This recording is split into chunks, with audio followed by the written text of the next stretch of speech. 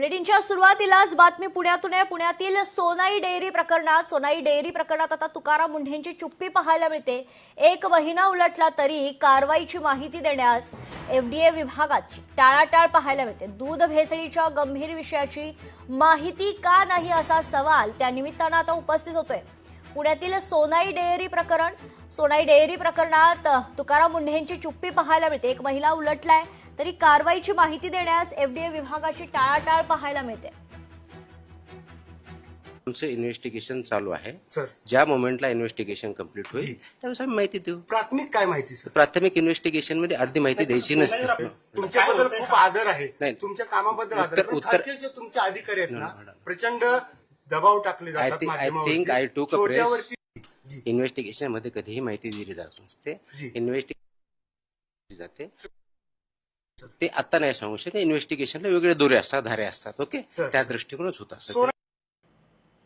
तर लोकशाही मराठीनं थेट तुकाराम मुंढे यांच्याकडून या संदर्भात प्रतिक्रिया जाणून घेण्याचा प्रयत्न केलाय।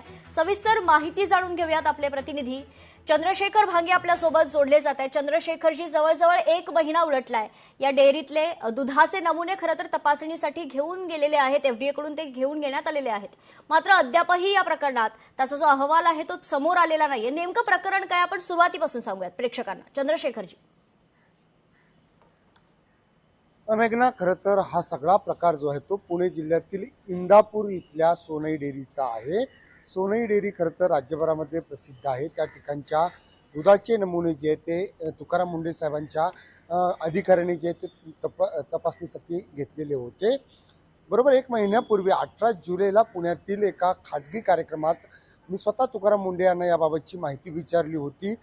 सगळी तपासणी, सगळी कार्यवाही पूर्ण झाल्यानंतर आम्ही तुम्हाला याबाबतची माहिती देऊ असं तुकाराम मुंढेंनी मला सांगितलं होतं। परंतु आपण बघतोय की आज 19 तारीख आहे, साधारण एक महिना एक दिवस झालेला आहे। परंतु तुकाराम मुंढेंचं खातं जे आहे एफडीए अर्थात अण्णांनी जो विभाग आहे त्यांचा अन्नपुरवठा, त्या विभागाकडून कोणत्या पद्धतीची माहिती समोर येताना दिसत नाही। आपण पाहिलं की गेल्या 8 दिवसामध्ये पुण्यामध्ये छोट्या छोट्या ज्या आस्थापना आहेत अर्थात ज्या छोटे छोटे दुकान आहेत त्या दुकानावरती कारवाई झाली। त्याबाबतची प्रेस नोट, त्याबाबतची माहिती एफडीए कडून पत्रकारांना दिली जाते। परंतु पुणे जिल्ह्यातील हा जो सोनाईचा प्रकल्प आहे त्या प्रकल्पाचे जे नमुने आहेत, त्या दुधाचे नमुने आहेत एफडीएने घेतलं। आपण बघू शकतो की या सगळ्या नमुन्यानंतर कार्यवाही ज्यावेळेस तुकाराम मुंढे चालू आहेत असं सांगत आहेत, परंतु या कारवाईची माहिती माध्यमापासून दूर ठेवली जाते।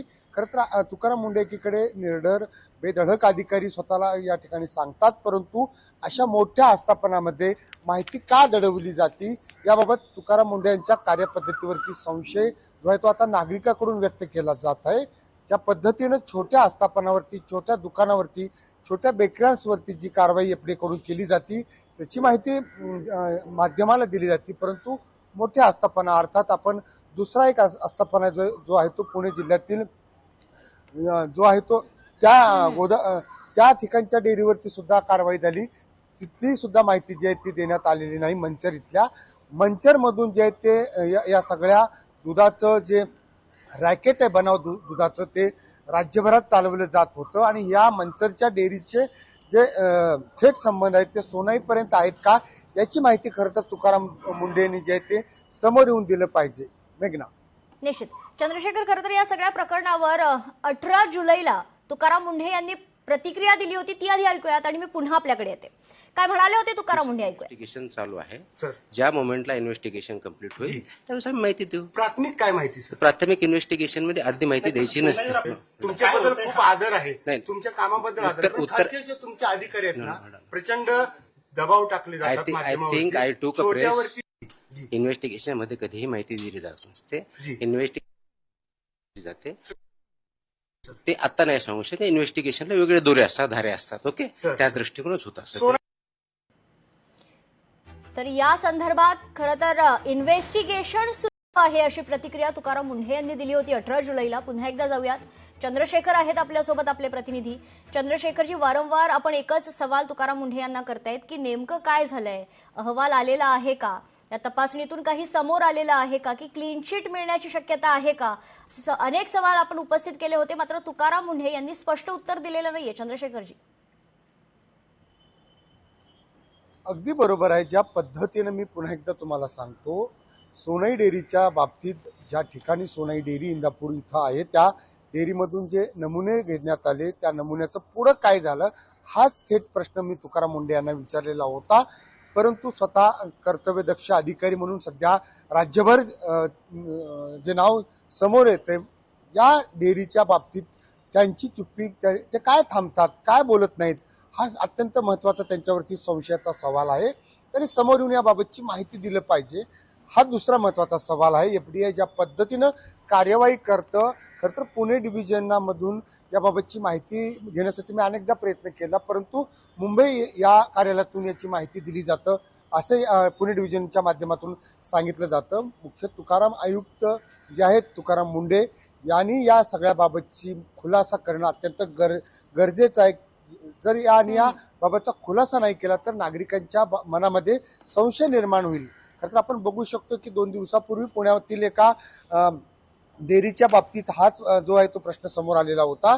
डेअरीची व्यवस्था डेअरीचे जे नियम आहेत ते 98% जे आहे ते पाळले गेलेले होते तरी सुद्धा एफडीआयनं त्या डेअरीवरती कारवाई केली आणि खरं तर एफडीआयला मोठा आर्थिक दंड जो आहे तो न्यायालयाने लगावलेला आहे. अशा वेगवेगळ्या घटना समोर येत आहेत परंतु या बाबतीत जे आपण प्रश्न वारंवार विचारत आहोत त्या सगळ्यामध्ये तुकाराम मुंढे समोर येऊन आपली भूमिका कधी सांगणार हे पाहणं फार महत्वाचं आहे. मेघना चंद्रशेखर, खरं तर सोनाई डेअरी प्रकरणाबाबत पाठपुरावा आपण वारंवार घेतोय मात्र दुसरीकडे काही दिवसांआधी आपल्याला लक्षात असेल की गुटखा माफियांच्या रॅकेटचा देखील चंद्रशेखरजी आपण पर्दाफाश केला होता. मात्र त्या प्रकरणात देखील प्रशासनाच्या वतीनं हवं तसं उत्तर मिळालेलं नाहीये. अजूनही काही खरं तर खुलासा प्रशासनाच्या वतीनं करण्यात आलेला नाहीये या प्रकरणात. चंद्रशेखरजी अगदी बरोबर आहे. 28 तारखेला संभाजीनगर इथं गुटख्याच्या गोडाऊन्सवरती कारवाई झाली. त्याबाबतची माहिती जी आहे ती साधारण लोकशाहीनं 10 तारखेला प्रसिद्ध केली कारण इतके दिवस ही सगळी माहिती दडवून ठेवलेली होती. एकीकडे गुटखा असो मोठ्या डेअऱ्या असो या आस्थापनावरती तुकाराम मुंढेंचं एफडीआय खातं कारवाई करतं परंतु त्यांची माहिती काय देत नाही. मग अत्यंत गंभीर हा सवाल त्यांच्याबाबत जो आहे तो उपस्थित केला जात आहे. संभाजीनगरच्या गुटखा माफियामध्ये अनेक मोठे नावं जे आहेत समोर आलेले होते. जे गुटखा किंग आहेत किंवा गुटखा माफिया आहेत जे गुटखा बनवतात त्यांच्यावरती थेट गुन्हे दाखल करण्यात आलेले होते. एकूण 27 जण या सगळ्या गुन्ह्यामध्ये आरोपी होते. खरं तर मेघना या बाबतची सुद्धा माहिती जी आहे ती समोर आलेली नाही. डेअरी असो गुटखा असो ज्या मोठ्या आस्थापना आहेत जिथं राजकीय लागेबांधे आहेत त्या राजकीय लागेबांधेच्या सगळ्या कारवाईची माहिती तुकाराम मुंढे का देत नाहीत अत्यंत गंभीर हा सवाल लोकशाही त्यांच्या पुढे उपस्थित करत आहे. मेघना निश्चित धन्यवाद चंद्रशेखरजी आपण दिलेल्या सविस्तर माहितीसाठी. तर पुण्यातील सोनाई डेअरी प्रकरण आणि या प्रकरणात तुकाराम मुंढेंची चुप्पी पाहायला मिळते. एक महिना उलटलाय तरी कारवाईची माहिती देण्यास टाळाटाळ सुरू आहे का हा महत्वाचा सवाल आहे. दूध भेसळीच्या गंभीर विषयाची माहिती अजून का देण्यात आलेली नाही असा सवाल देखील लोकशाही मराठीनं उपस्थित केलाय.